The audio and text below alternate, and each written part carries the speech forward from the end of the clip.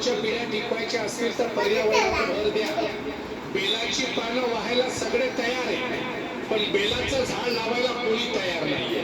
फुलं व्हायला सगळे तयार आहे, पण फुलाची झाडं लावायला कोणी तयार नाहीये. म्हणून संकल्प करा, आजपासून मी माझ्या ओपन परिसरामध्ये, मी माझ्या जागेमध्ये किमान 5 तरी झाडं लावल्याशिवाय राहणार नाही. टेम्परेचर कमी झाल्याशिवाय राहणार नाही.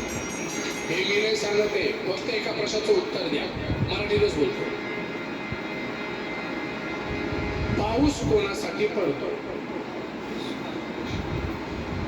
उत्तर माहितीये? हो किंवा नाही बोला. महाराज, ना पाऊस तुमच्यासाठी पडतो, ना पाऊस माझ्यासाठी पडतो, ना शेतकऱ्यासाठी पडतो, ना पाऊस कोणासाठीच पडत नाही. हा पाऊस फक्त एकाच पक्षासाठी पडतो आणि त्या पक्षाचं नाव चातक पक्षी आहे.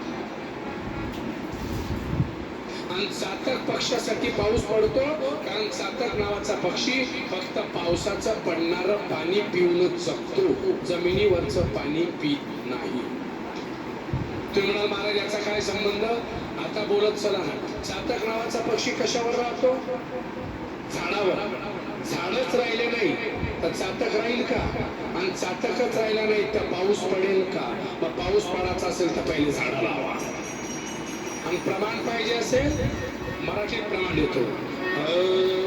वृक्षवल्ली आम्हा सोय रे वनचरे. वृक्ष